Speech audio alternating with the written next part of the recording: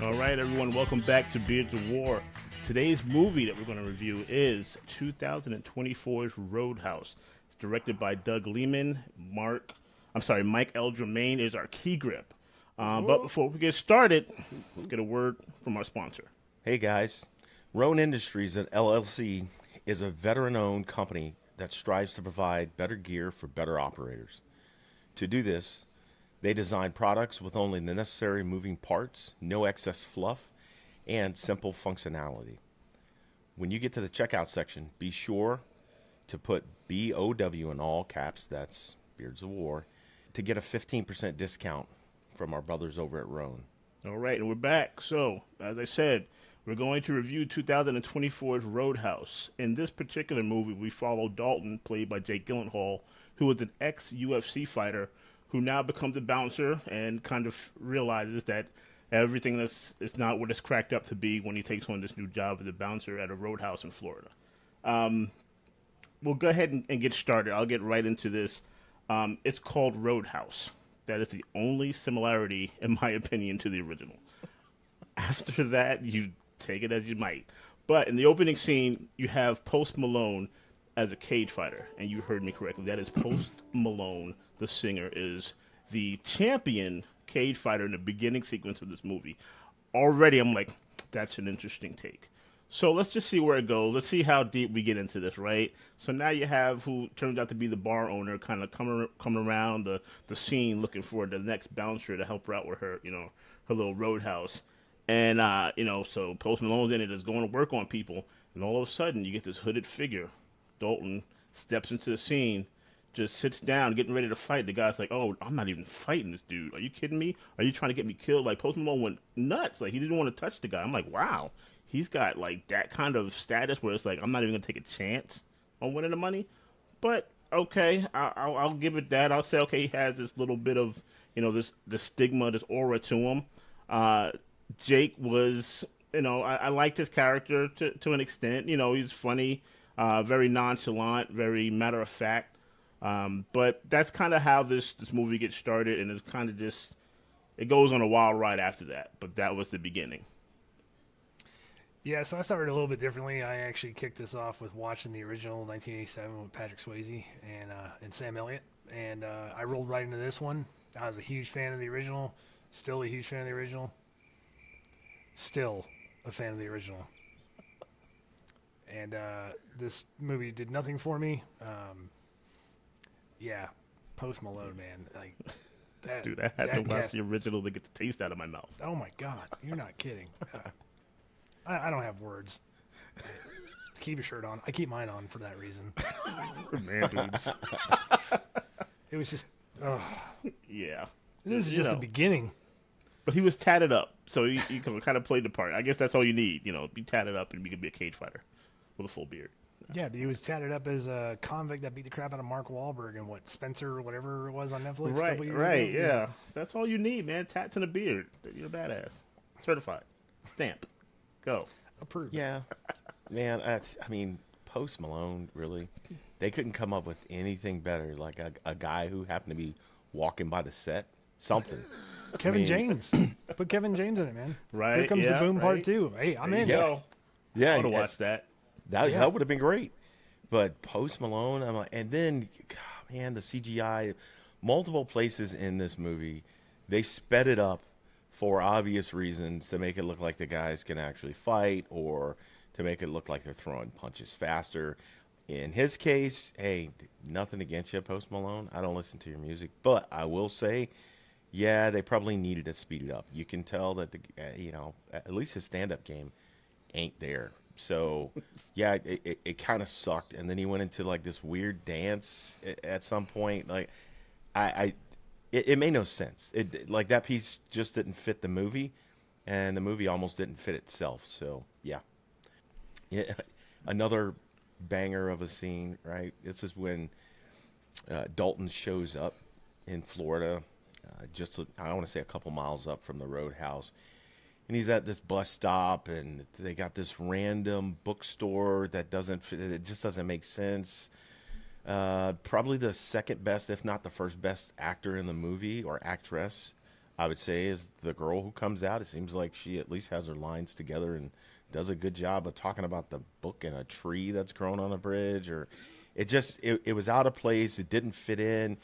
It wasn't even close to the original. Not that it needed to match up, but I guess it just served the purpose of them giving him directions to the Roadhouse. Like, yeah, and it's down the road. I don't understand. It made no sense to me. Yeah, I think they kind of just threw that in there. Hey, there's going to be a little like tear jerker moment. Like, oh my goodness, like, are they okay? Like, you kind of need that. Okay, what's the connection? What humanizes him, so to speak? So I think that was the intent of that character. But in general, the characters were very bland. Like, all the characters that kind of played off of the main characters was kind of like, okay, I'm just not really buying their position. You know what I mean? But I got what her reason was, and her father. Hey, kind of, you take care of the little guy. Those are the little guys that Dalton kind of taking care of or taking charge of. So. Yeah. Yeah, I knew what they were going for in this sequence, and it basically ties back to the original, where kind of like Patrick Swayze's character in the original, who was just Dalton, kind of like has chance encounters with all these characters that over the sequences in the movie you're supposed to like feel obliged to, like, oh, okay, these are the folks that Dalton's character are trying to help out. So I knew what they were going for. It just didn't make sense. It doesn't make sense because like the bad guys never really flex on anyone. Like, at least in the original, like, he was flexing on every person in that town that he could extort for money. And it kind of works in a cheesy way where you don't believe that cops are actually available to do any degree of law enforcement. Sure. And then, yeah, like Chris was saying, this roadside boutique bookstore on the side of the beach in Florida, it just didn't work. And so they don't threaten anyone outside of this bar. And then all of a sudden, at the end, we're supposed to give a crap that something happens. I don't know. Spoiler alert, shit happens. Yeah. Just not in this movie, right? Yeah. Right. And I guess that's going to take me into... So here's how we do this, right? We try to break down these movies into, like, scenes we like. I didn't care what scene I got because I didn't care about this movie one bit. But we're going to go down this journey together. Yeah, we're going to play along. Put it in the comments. Click the bell for notifications because that's what we're all about here. So let's talk about the first actual fight sequence where we get to see Dalton, like, tear apart, 4 or 5 scumbags. Anyways, the setup is standard.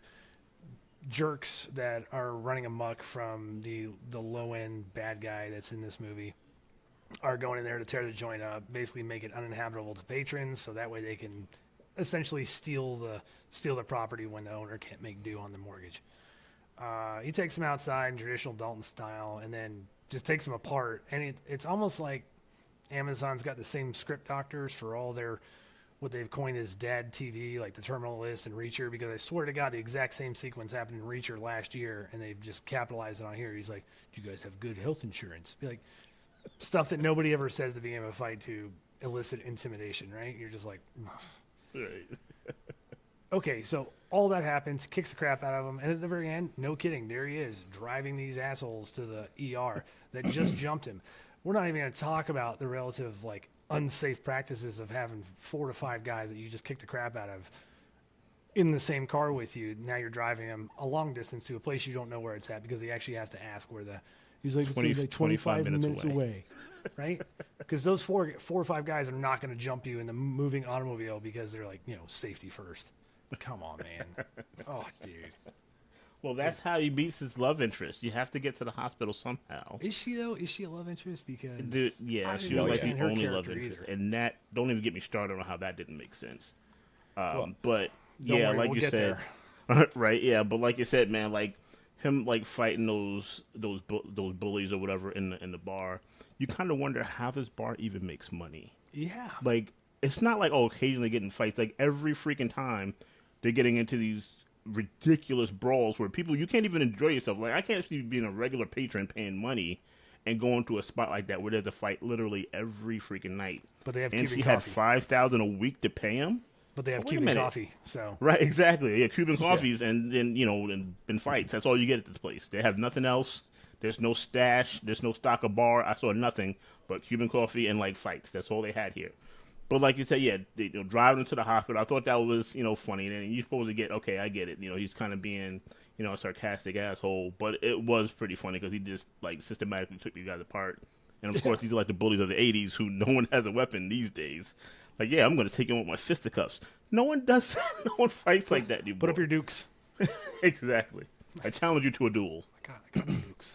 Yeah, I will give them just a teeny bit of credit on that bar piece, and that was they did have a couple little Easter eggs from the original with like the 3 rules.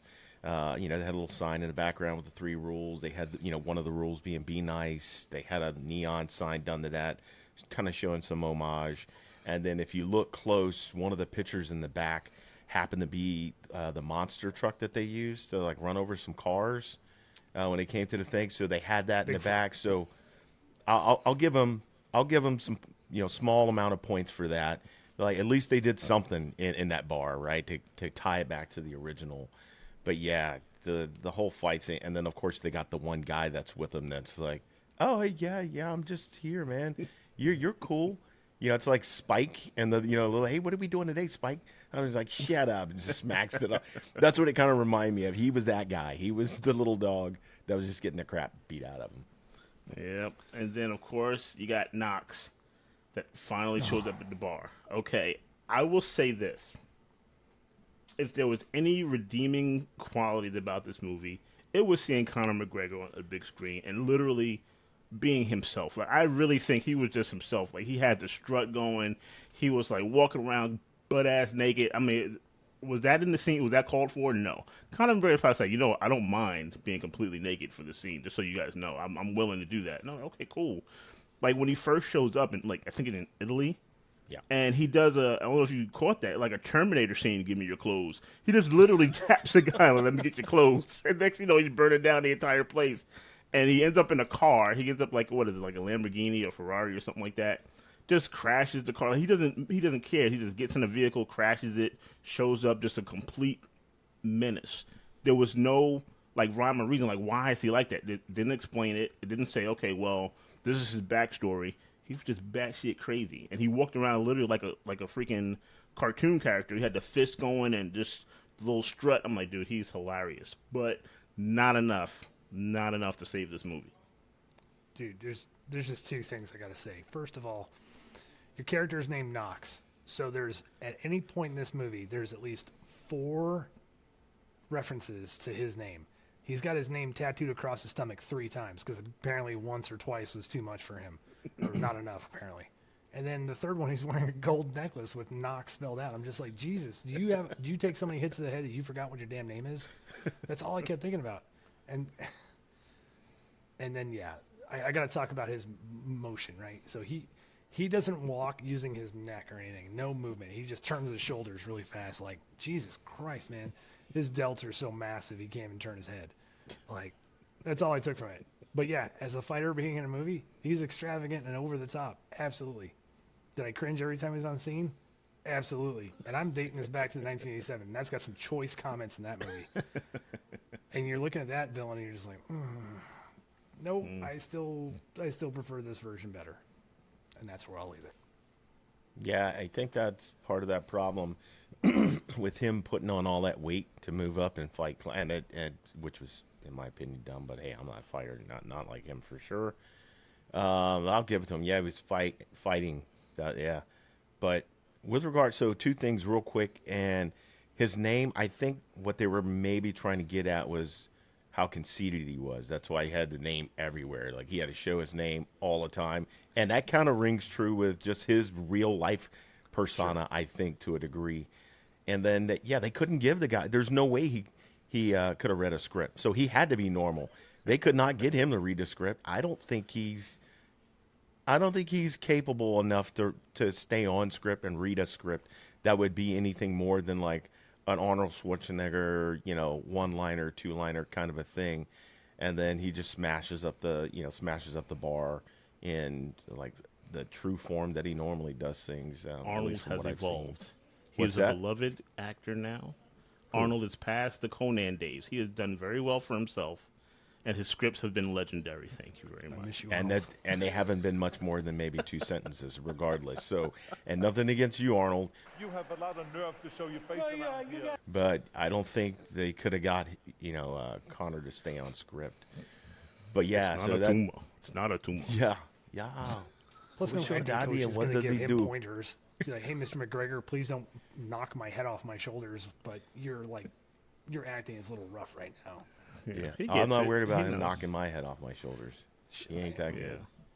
But That that is a being challenge. I said, don't it wanna brings get by me that guy. to the next piece, which is when all right, when Dalton's man, he's back at the bookstore again, right? He's back at this bus stop, and he goes into the bookstore to use the internet. So let me get this straight: the bar doesn't have internet, but the bookstore down the road, he's got to go there to use the internet to search for some stuff. I think he could have done that on break when his boss wasn't around to look into some stuff. But regardless, he shows up there, and now these guys show up and like, hey, the boss wants to see you. A guy gets out of a truck and flashes a gun. And it made no sense because if the guy was willing to shoot him, flash a gun, he's supposed to be part of this bad gang of individuals. Why would he let him walk up to him after he said no and then tell him, hey, I'm going to break your fingers? And the guy pulls the gun and he breaks his fingers. And his buddy gets out of the car and is like, oh, yeah, I forgot my gun in the car. And then he turns his back and walks off. It made no sense. The only cool thing in this scene for me was the palm trees because they look real. Yeah, but like that was kind of his thing, right? He's gonna explain to you exactly what's gonna happen, and then he's gonna make do, right? He's gonna make it. So it's kind of it shows you his level of confidence. Like, yeah, I'm gonna do whatever I want to you. I'm gonna tell you what I'm gonna do to you, and it's gonna happen exactly the way I said because movie magic. No comment. Oh, it was that good, huh? Oh, dude, it was tedious, man. Oh, It was yeah. tedious. Yeah, the Yeah, it finger was break just thing insane. was fantastic, but don't get me wrong. But like, yeah, it's like you're watching like the Idiot's Guide to Being a Henchman in this movie, and you're just like, okay, like just like when you watch scary movies, be like, don't go downstairs and check the noise. Be like, dude, when the big strong dude that jacked up 5 of your buddies comes at you and he's like, hey man, I'm gonna take that gun away from you, I'm gonna break your finger. Be like, don't let him close the distance. Right? Like, be like, oh, okay, yeah. Do yeah, you want to like, get closer? I don't believe you. I Do don't we believe get a you're gonna do handshake it. first? Be like, Yeah. no. I don't think you're gonna do it. I don't think Yeah. you're gonna do it. Yeah, dude, yeah, insane. So yeah, that brings us to the boat explosion, right? So yeah, he goes out to the boat. He's got some HME that so he's not just a UFC fighter. He's also an EOD tech, and he can make some pretty decent HME with a little I think it was a car starter or maybe an alarm for a car as a trigger, and he kind of reaches out and blows that up. But before he does that, you can see off in the distance Conor McGregor coming up in a Zodiac, right? So he's flying up on this, like, and smiling the whole way. He's in a Z-Bird flying to the back of this yacht to fight out on the ocean, I guess. And then, just stuff just gets wilder and wilder.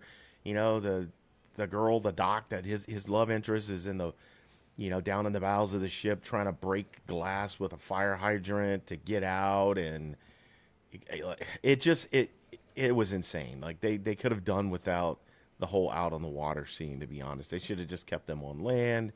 There's people shooting and fighting, the bad cop, which, hey, normally that guy's a great actor, but his role sucked in this. I think it was the writing. Had to be the writing because he usually does pretty good. Yeah, it was like watching Miami Vice, but without the vice.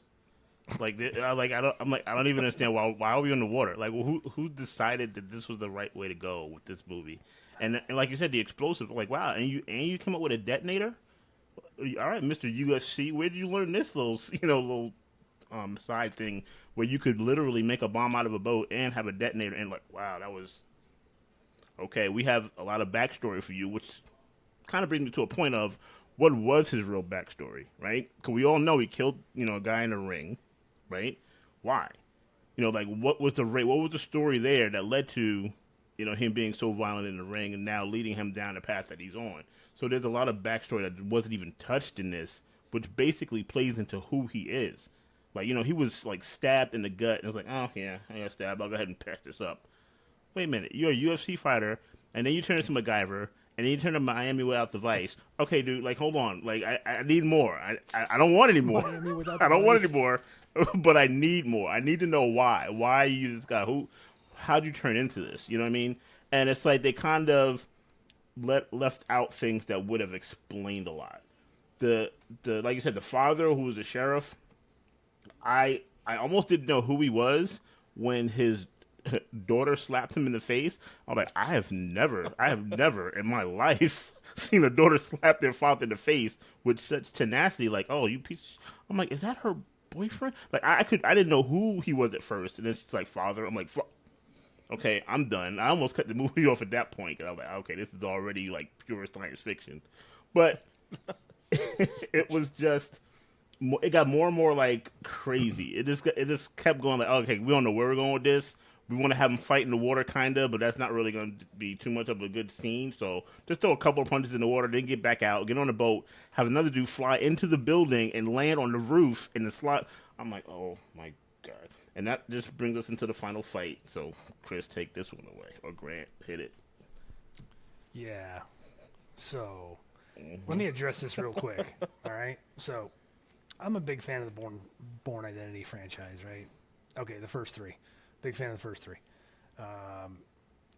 Doug Liman was connected to that universe, and it shows in this movie, right? So then I bring up the Bourne series because they basically copyrighted the shaky cam approach to filming.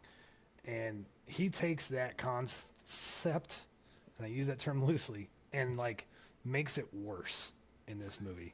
Like the fight sequences that Chris is talking about a little bit, where it looks like you can clearly see the CGI like impact, so to speak. Like you can tell they're not swinging wide and missing and just kind of connecting with the shot to make it look good. Like they're using computers to like almost like have that impact, and it you can tell they do it in every fight sequence. And I think somebody in post-production thought this was cool, and they're like, we should make the entire movie like this. And no, it doesn't work. It's absolutely terrible. And it shows like you have a professional fighter like Conor McGregor, man, who could probably school every cinematographer and fight choreographer on this movie. Actually, they should just fire all those guys and pay him because that dude's actually been in some fights. That end fight sequence was just tedious, man. And spoiler alert, he gets stabbed a bunch of times. Conor McGregor does. Like, and if you got to the point in this review and you didn't care which one got stabbed, you're right there with me because I didn't care either. I just wanted whichever one of them lived to be dead. Right. And I apparently didn't stay long enough for the credits. That's right. After credits, you can't leave the movie too soon. Yeah, I could have missed Good thing one. you did. But anyways, to me, like the end sequence, and now I know there's an after credit sequence, which I'm sure Eric's going to talk about. Just ruins the movie that much further for me because I'm just like, really, man? Like, fucking really? Right. Sorry. All right. So real quick, I'll just address the end credit scene. So after Conor McGregor basically takes 2 stabs like to the upper torso, and you know when you look at lower.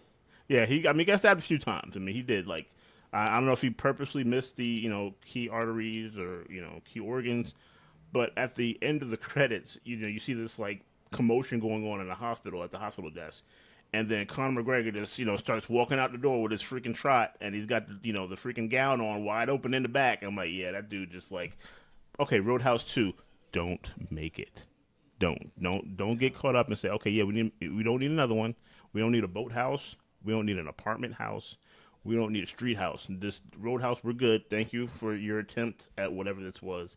But we'll just stick with the original. This is one of those where you should have just left well enough alone. I think if you wanted to make something like this, you could have just called it something else. I mean, you can do plenty of movies about bouncers and, knocking heads and all that without calling it a beloved, movie like Roadhouse, because it kind of leads people to believe that you're going to see certain characters, like, Sam Elliott's character kind of come up in this, and you didn't. That was a huge letdown. The best thing I could say is Jake Gyllenhaal got absolutely ripped for this. Sure it did. might be CGI. He might want Ryan Reynolds' Green Lantern on it. I don't know. But I was like, wow, dude, that dude had muscles like inside his jeans. Like he had to tuck the muscles in. And I'm like, how many abs does he have? Like he did an absolutely amazing job on his body regardless. I mean, even if it's part CGI, it was just amazing. And I know he's done it before in movies like Southpaw and I think like Jarhead. So I know he does, he can get himself together. But Yeah. outside of that, I mean, the movie it wasn't great in my opinion. And that's pretty much all I can say about it. Yeah, he actually got in a pretty good shape. I came across like his trainer, doing some video of him training him or whatever. He got in pretty good shape for it. I wouldn't say that he was a good version of Patrick Swayze, Dalton by any means. Like that movie was a classic. They should not have redone it. But that being said, I think he did okay. I mean, whatever. Some interesting fights if you are willing to overlook rather the CGI, but it was just crazy. And then the boat and launching the boat and then how did Conor McGregor? Because he got knocked off the Z-Bird like way out past the surf, like a mile. How did he get there fast enough? Because they were going straight to the beach, launched up into and next thing you know, Conor McGregor is showing up like he swam at the speed of the Z-Bird to the beach. Mm-hmm. And now he's fighting. He gets stabbed, with I think it was deer antlers, like a whole bunch of times, and it was insane. But I'll give them like a half a point for at least having a few little Easter eggs in the movie to show some kind of homage. But the key thing that completely lost it for me, and there was a lot of things in this, was that you guys they couldn't bring our guy back, man. They couldn't bring Sam back in any way. You brought back, Dalton. You couldn't have him. You couldn't find anybody that would do that role to some degree. That would have maybe, given it an extra point or two or whatever for me. So yeah. Gosh, man. Yeah, I gotta agree, man. Leaving out Sam Elliott's character as a whole was a disservice. And honestly, like the big boss at the end, you don't even find out who that guy is. You're just like, oh, I got to call Dad on the phone. So they obviously were dropping breadcrumbs to allude at some other actor playing the big boss. It never shows up, but definitely a missed mark for not having Sam Elliott's character in it. And that's just my opinion. But hey, guys, we're rolling into our final review. So that being said, we're going to give a scale of 1 to 10. 0 is not an option. I already tried. So this week, Chris, take us away. What do you think? 0 to 1, or sorry, not 0, 1 to 10. Yeah, that's fine. 0 to, all right. So, all right. I gave it a 4, and hear me out. The reason why I gave it a 4, man, is a little bit of influence. I'll leave it at that. But then, primarily because they had some Easter eggs. They showed a little bit of homage, and the fights weren't horrible minus the CGI. The fights weren't horrible, but the acting sucked. I think Jake Gyllenhaal played it right in that he just was kind of the silent type, similar to a degree of Patrick Swayze.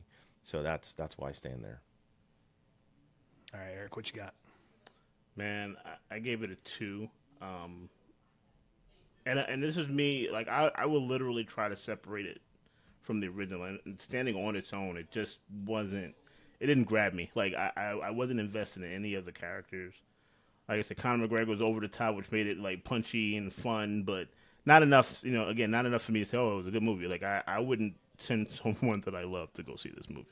Like don't just don't. Like even though it's on Amazon, if you don't already have Amazon and it's free, just don't. Like it's okay if you want to out of morbid curiosity, but I'd be surprised if you really, really enjoy this movie. And of course, everyone has their own opinions, but for me, it just didn't hit. So I had to give it a 2. All right. In closure, I'm going to give my my number 2 is a 1. I couldn't go lower than that. I actually wish I could get the 2 hours back of my life that I watched this movie. I like Jake Gyllenhaal a lot. I think he's a great actor. A lot of fantastic stuff I've enjoyed over the years. Donnie Darko, one of the first things that comes to mind. But yeah, man. No, I got nothing. I'm not going to give another ounce of my time. That's a 1. So total score, new bottom rung, with a 2.3333. Repeating, of course. And for those of you that don't get the reference, it is back to a fabled time of Leroy Jenkins. Do yourself a favor. Watch that for the equivalent of 2 hours instead of this movie. #Leroy. Hashtag Leroy. Man among men.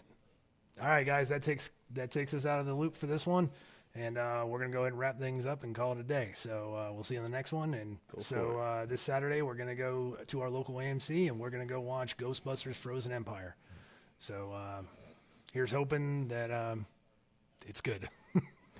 Give us something, Bill. Yeah. Please. It would be nice. Dan. Yeah. Ernie, please. Ernie, come on, man. We need help here. Yeah. It's going to be all right. It's going to be all right, boys. It's going to be a good one. That's it, baby. Beers and we're out. Thanks, guys, for coming out. Appreciate you. Like, subscribe, turn on notification bells. Thanks for checking us out. Beers and we're out. Hold on. One caveat, guys. Save round. Hey, man, so we kind of noticed, and thank you guys in advance. We got a lot of views. Honestly, I didn't think we'd have so many views on our material so fast because, I'm an old guy. But that being said, it'd be great if you guys could, click that notification bell and subscribe, even get our numbers up a little more because we like bringing material to you. What would be awesome if we could match the number of views we have to the number of subscribers. Hint, hint, stomp, stomp. I think we're at like just over 10,000 views. So thank you guys for watching the material, but it'd be great if you guys subscribe. It'll help us produce more material and bring this to you guys more often. Thanks for coming out, and we'll see you guys in the next one. Beards, we're out. Later. Out.